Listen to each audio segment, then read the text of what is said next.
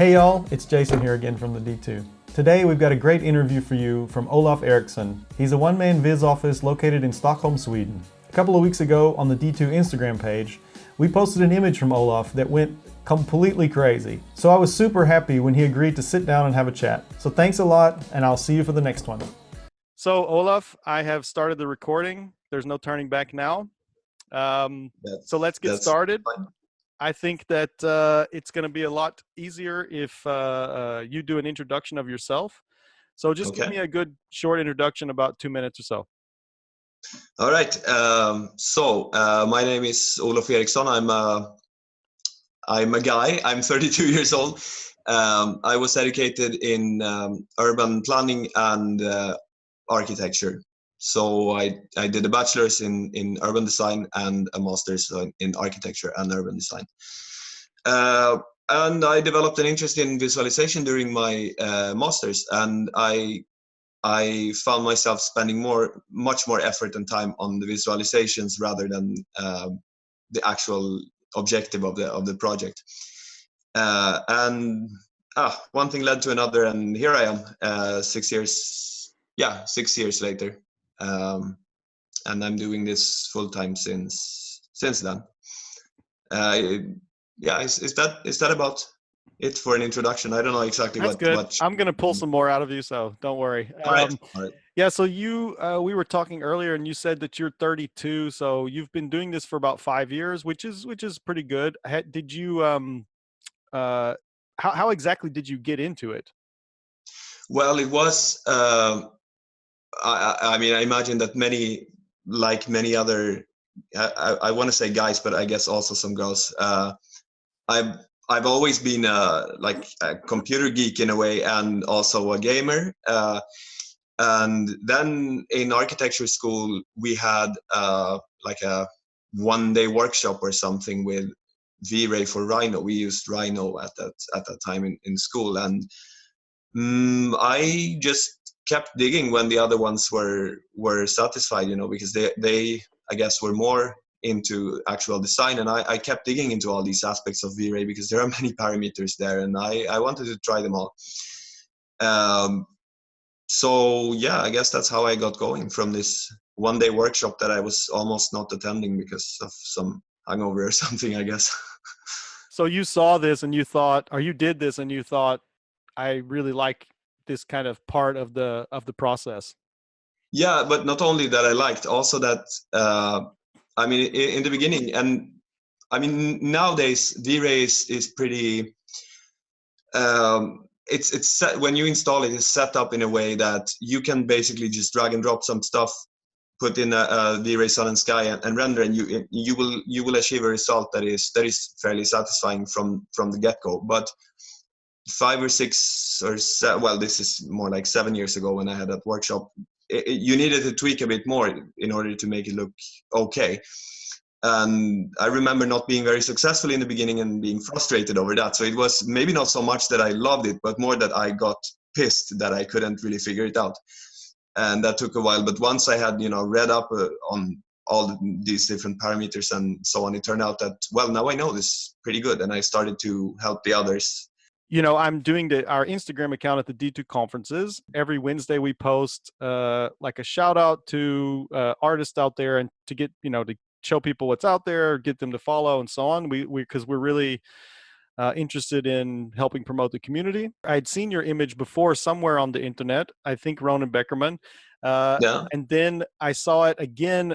So I think I saw it on Instagram. And so I thought, okay, I'm going to post this today. This is going to be our Wednesday posting. And it completely blew up our Instagram. I was like, what is going on? We normally get 80 likes. This image got, up until now, I think it has 880 likes. And I thought, okay, I'm going to interview this guy because Yeah. not just because of that. I checked out everything else that you've done. You have some really great work. Thank you. And I just want to say it's not because of that, just because of that Instagram post, but at the same time, I thought, I don't want to miss the opportunity. We should really have a talk, Yeah, I've noticed that it is fairly hard to predict amount of likes for any given post. I mean, quality clearly is one aspect of it. The better, the more likes, but it doesn't seem to me that it's that simple. It seems like a post can get a certain momentum if enough people like it in short enough time span, and then it will be displayed to further. I have no idea how this works, Yeah, but yeah, of course. I mean, like anyone else that is posting, I guess I sometimes think that, oh, what a killer image I have made, and I upload it and it's like, oh, well, maybe not so much then. And then at some other time I upload something that I did a couple years ago just because I don't have anything to show anymore recently, and this one takes off like a rocket, and it's like, you cannot choose which of your images that people generally like. But I think there's another aspect to it with the algorithms of Facebook and Instagram and all these. Yeah, there's all kinds of like strategies you can try, but in the end, you really know, you don't know. You don't know what, I mean, they could push out some change to their algorithm at any time, and you have no idea. So that's how it goes. But do you find that you using Instagram to promote yourself? Yeah, Like, yeah, absolutely. It's to try to well, in the beginning I've only been freelancing for 2 years, so it was a way for me to try to reach new potential clients, and also a way to see what others are doing. And I mean, it's the most daily update of you. I mean, there are all these blogs, Ron and Bakerman, and among many others, but Instagram is the most instant way of getting inspiration. I hate that the I don't know, the resolution is like 300 by 200 pixels, but it's a good flow there, and so it's both to promote myself, but of course also to see what others are doing and to yeah, get inspiration from them. definitely. Well, I mean, look at this. We're sitting here talking now, and Yeah, it's basically because of Instagram. I mean, yeah, I also find it to be a great tool to find new artists that I haven't seen before. Um, so yeah, I mean, and that's the point. Is it's very simple. mm, The way that it's presented, you don't have this overflow of crap like on Facebook or yeah. other services. So you said that you've been freelancing now for a couple of years. Did you work somewhere in an office, an ArcViz office before? Never in an ArcViz office, but I've been working in architectural offices as a in-house visualizer. Okay. So I did that for 2 different architectural offices, and then more or less exactly 2 years ago, I started my own business as a freelancer, And and I've and been doing it full time since. and what made you decide to do that? Well, first of all, I felt that I had come to a point where I felt that I could potentially get a lot better, but with the constant pressure of deadlines, and I don't know, there were a lot of people standing behind my shoulder, and it got a little bit hard to experiment, because time time and money is always a factor, and I wanted to be able to dig a little bit deeper to reach to another level, which I maybe couldn't do as an employee. Not that anyone told me that I couldn't do it, but it felt like there was always a deadline coming up and so on. And on top of that, also the market here in Sweden at the time was fantastic. It was super easy to get commissions back then. Now it's a different story, and because this is how economy works, it's fluctuations, it's ups and downs, and I knew that there will be worse times. So should I do it, then perhaps it's now. That's what I was thinking 2 years ago.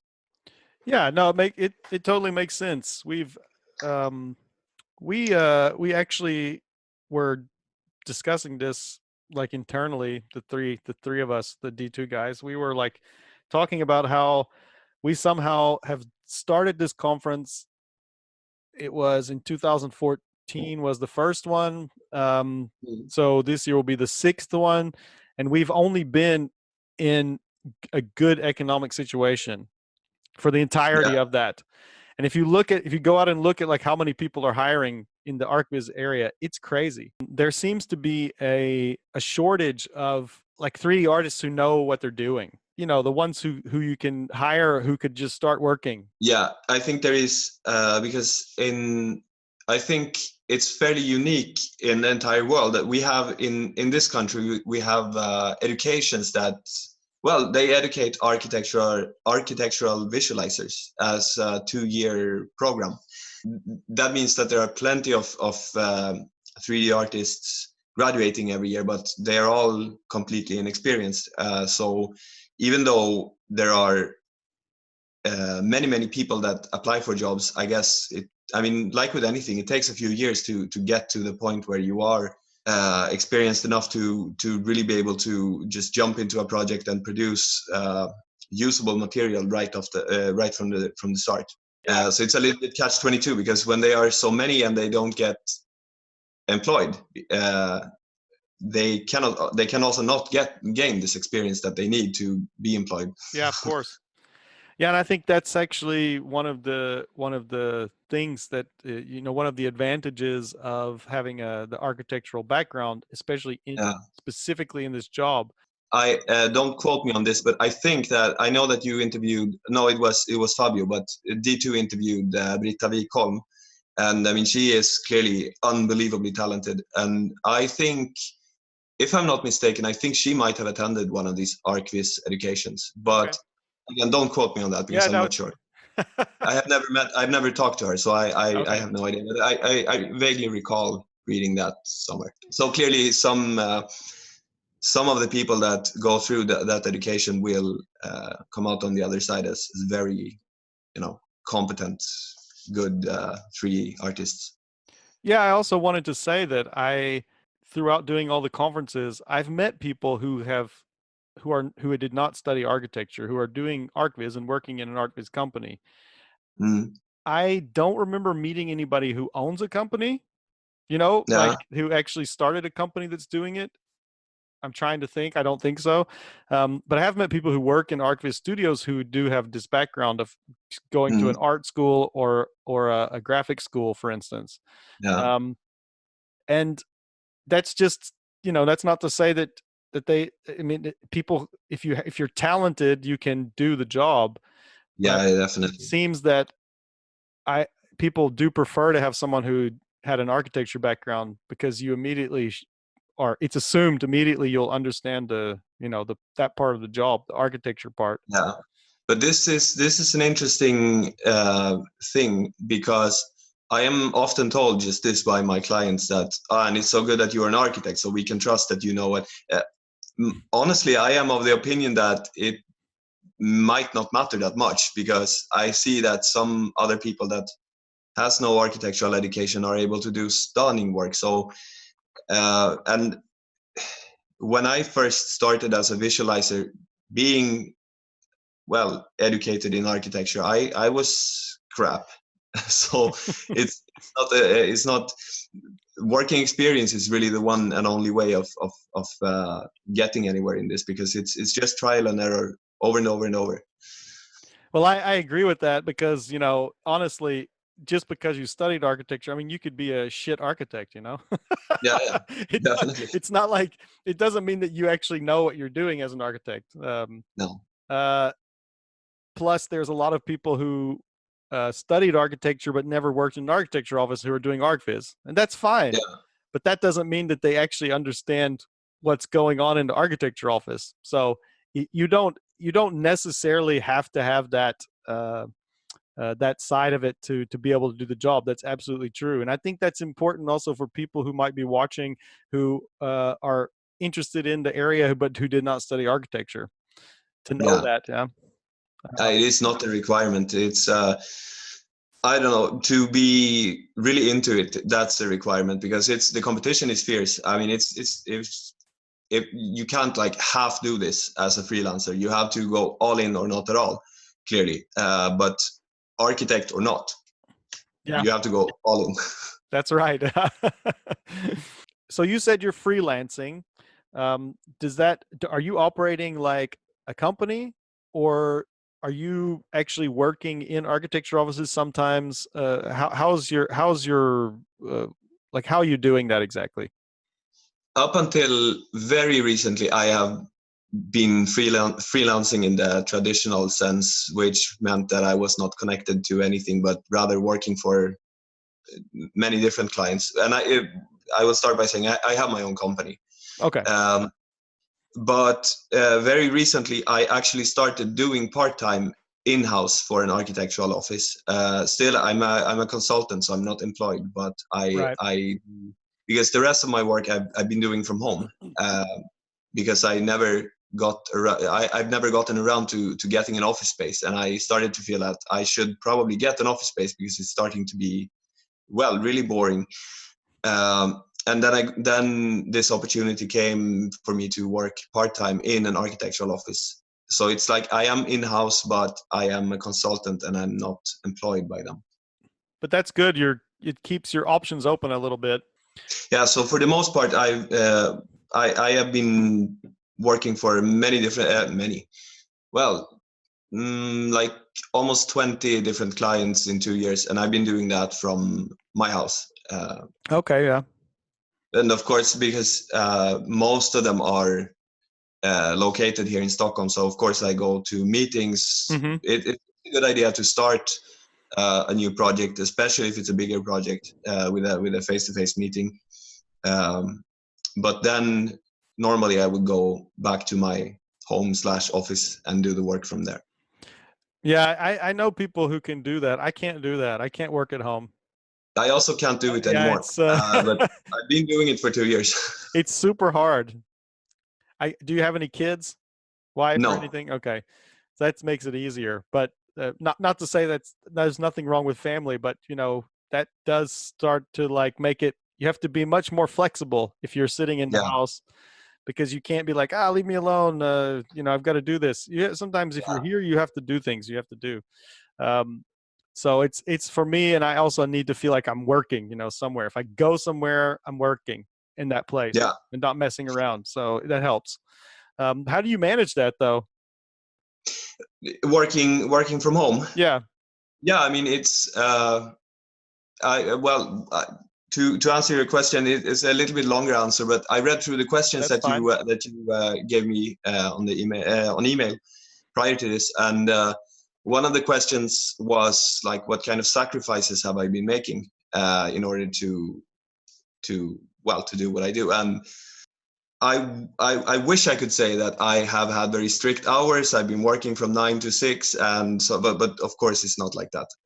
I've been working at any time really, week or weekend, day or evening, because you kind of have to in the beginning before you are established.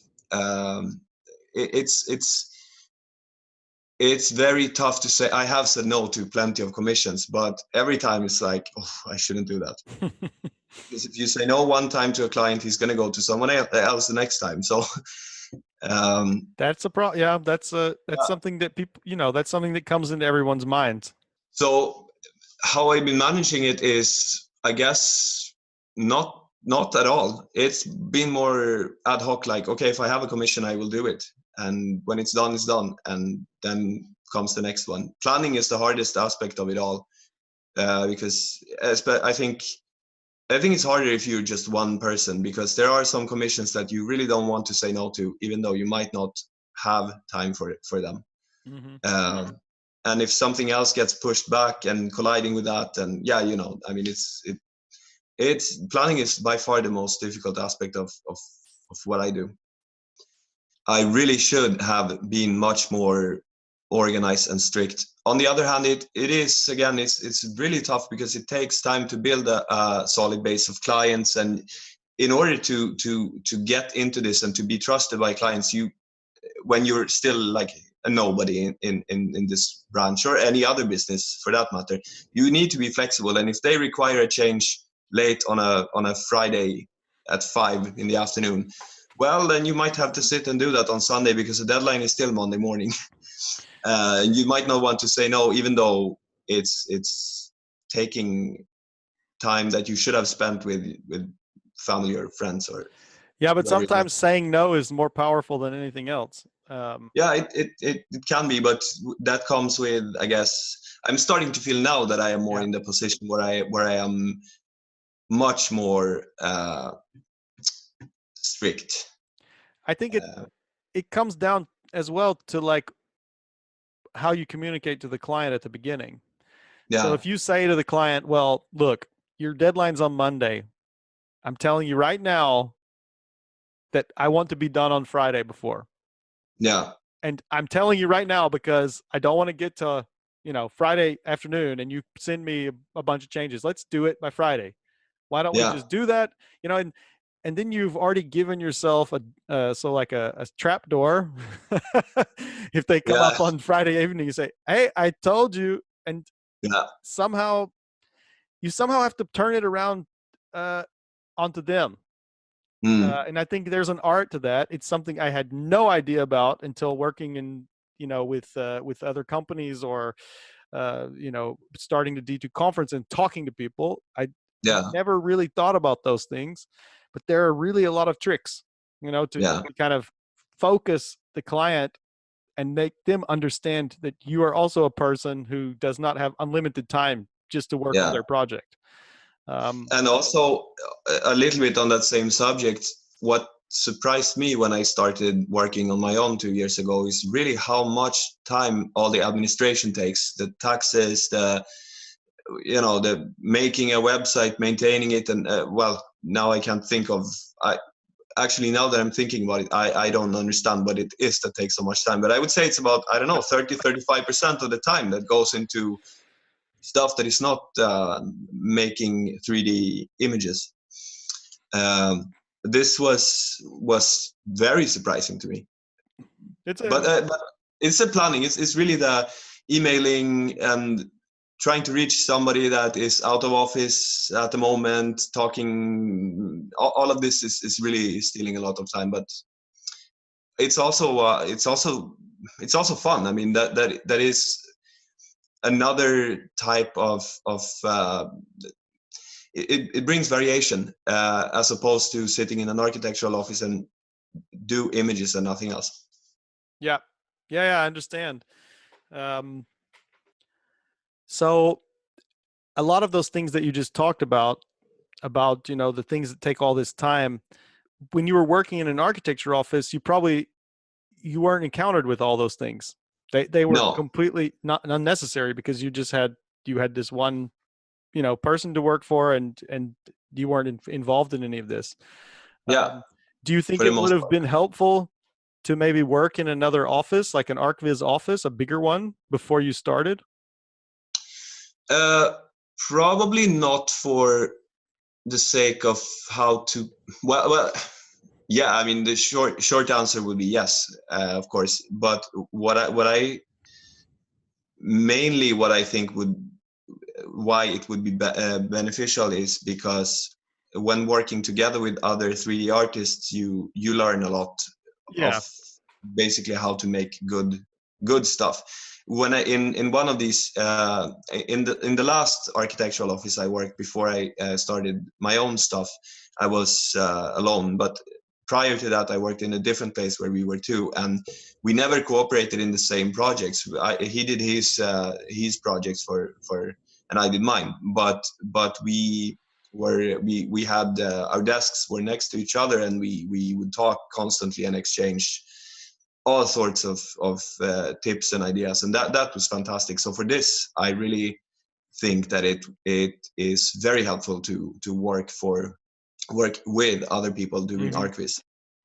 Okay, you like inadvertently set me up for a perfect segue into the next topic we can talk about, and that is going to conferences, networking, Yeah, and actually talking to other 3D artists. yeah, Um, it's one of the most surprising things for me from doing the D2 conference from the beginning. I at the beginning I didn't know. I didn't know. Honestly, I didn't know what we were doing. We were just trying to make this thing happen and everything.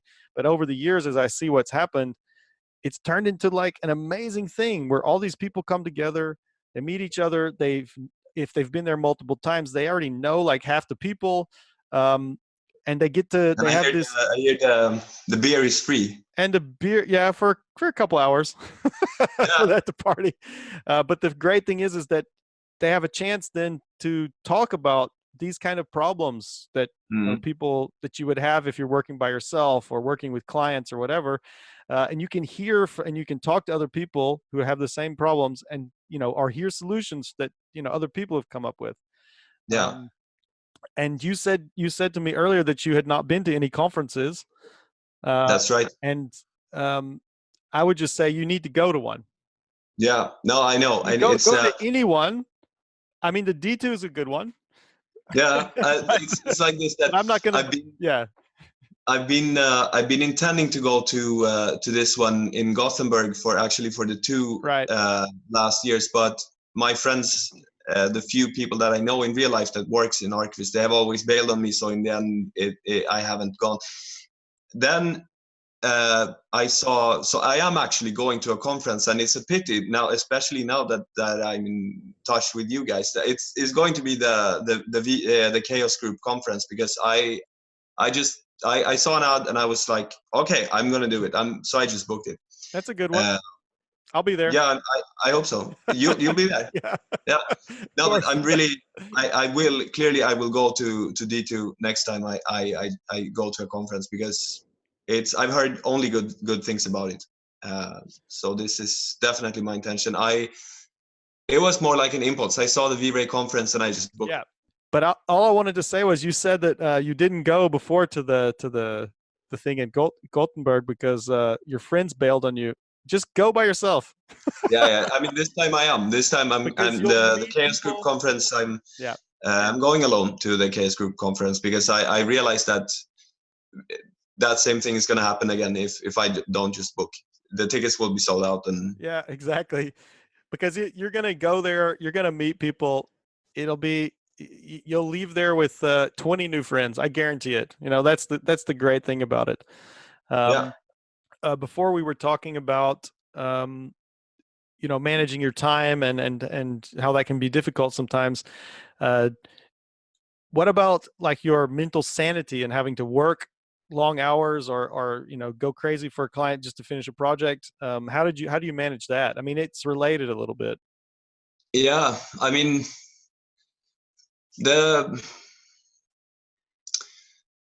how do I handle it? I mean, the thing is that it is not something that, unless you are, I guess, Mir, because they charge, as far as I understand, they charge for 1 week of time, and if their client if the client provides them a 3D model, they make an image. If the client doesn't, they don't, but they still charge.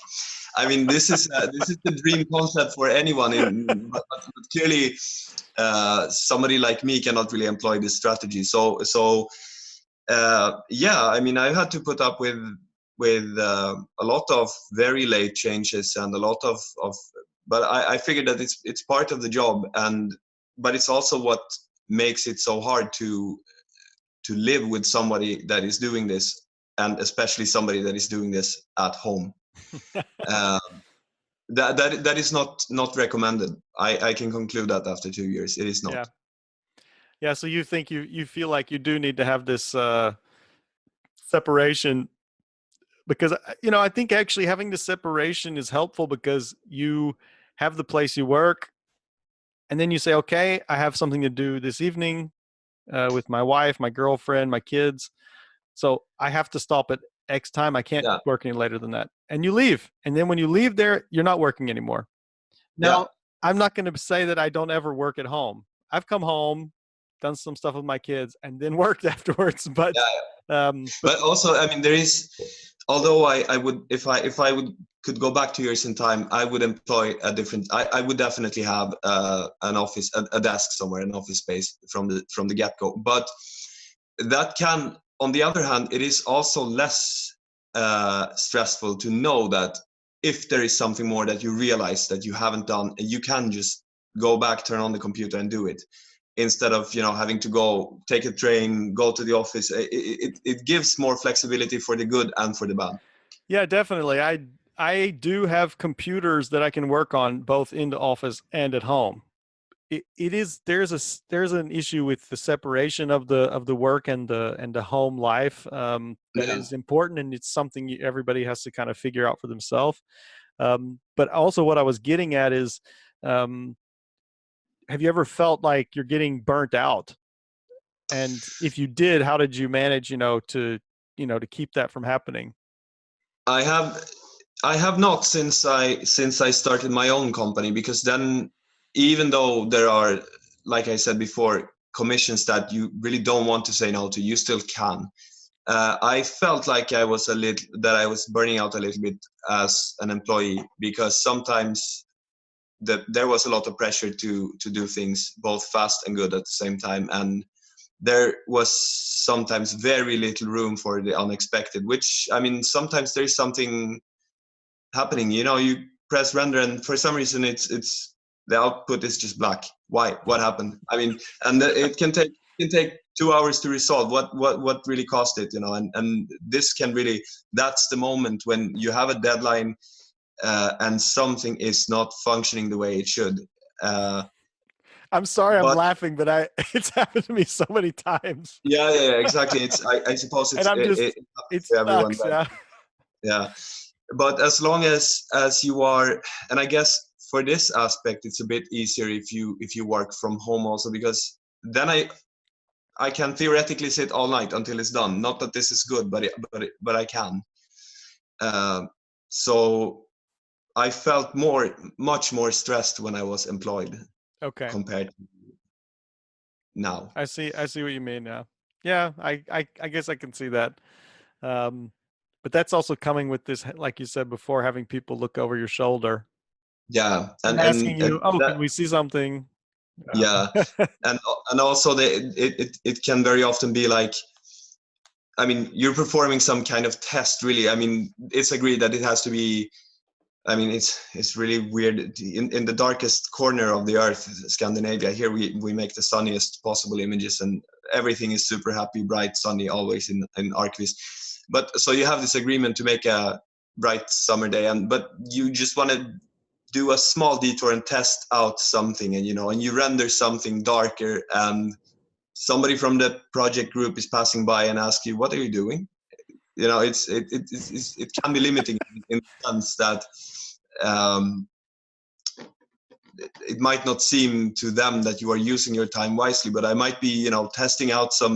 If I want to make a, more or less physically accurate material, I might want to test if this one also looks good in darkness or Right. in a different type of light. Uh, Not that this is maybe absolutely necessary in that specific project, but it can save me time next time I use that same material for Yeah. different light setting. I worked for a long time as an architect. Then when I came to Vienna, I started working uh, for an architect doing just 3D stuff, like the Yeah. in-house 3D guy.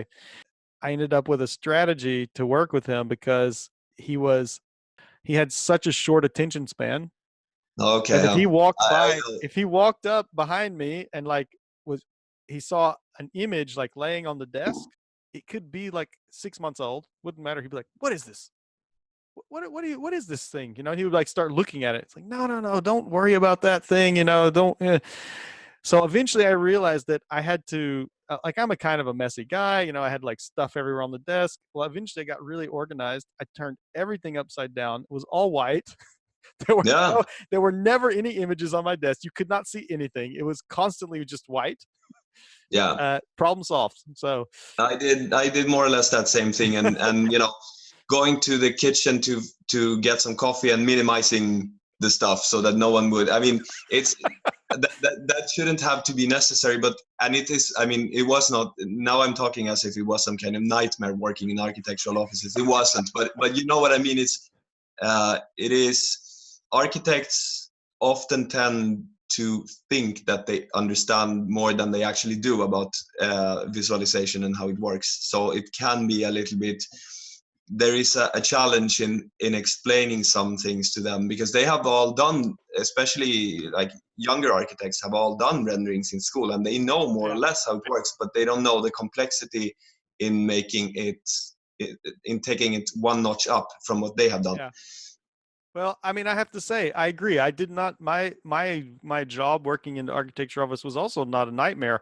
And I basically taught myself how to do better renderings while I was working there, because because the guy was not extremely hard to please. He, he would accept things which today I would never make for people, right?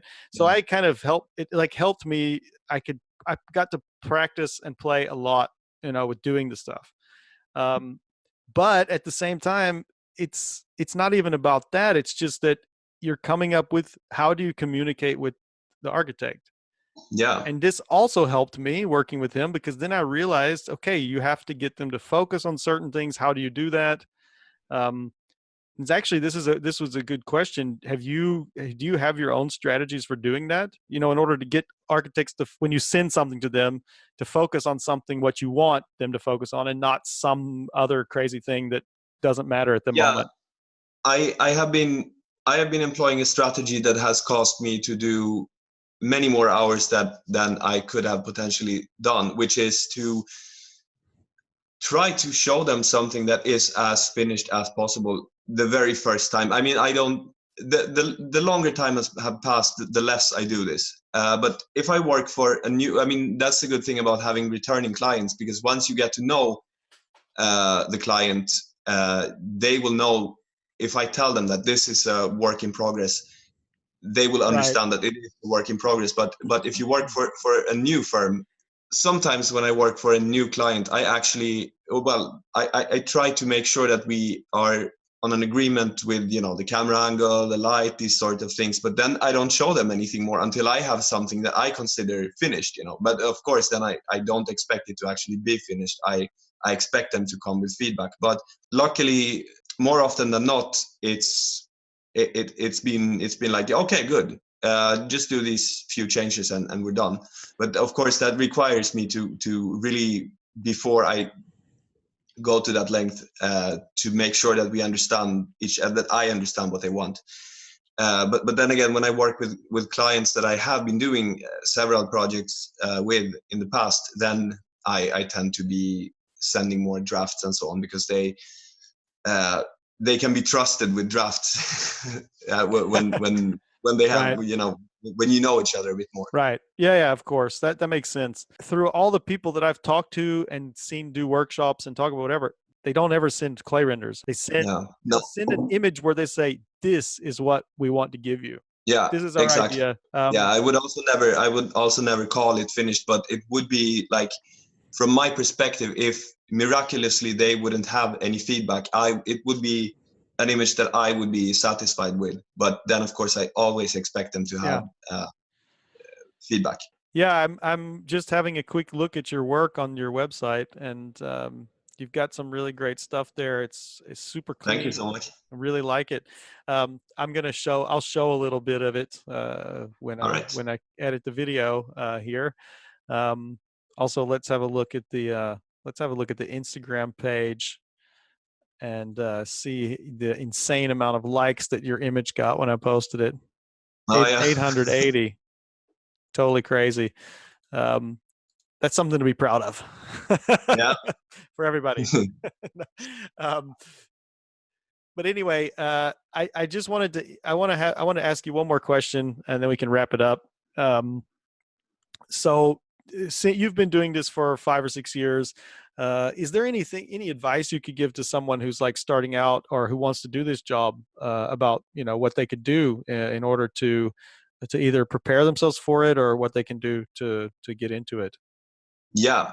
I would say, uh, to do the opposite of what I did, because the very first thing I did after leaving, or after graduating from architecture school, was that I actually started my own company instantly, and I started to look for clients. I mean, to do renderings, to do visualization. Right. And well, I did this together with a friend, and we actually got a couple clients. Now, when I look at the work that we did for them, I am surprised that they paid us.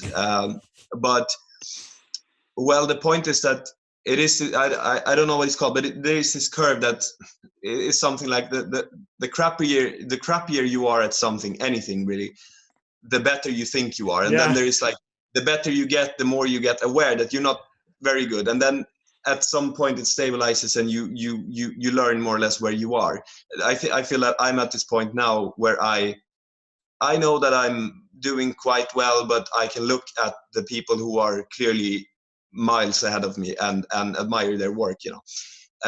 So my advice would probably be, do not start on your own from the beginning, because also you need to either I think it's one idea is to work for one of the bigger visualization studios, if any of those are around where you're located, but maybe even better, work for an architectural office, because this way you will get to know what they are after and what aspects are important in an image and what aspects aren't, because many things that I thought was important in the beginning and spent significant amount of time modeling perfectly or whatever are things that they don't care about, almost never. Right.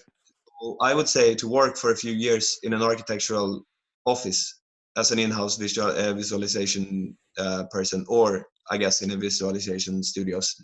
This word visualize, yeah, I am a visualizer, but I cannot really say. Yeah.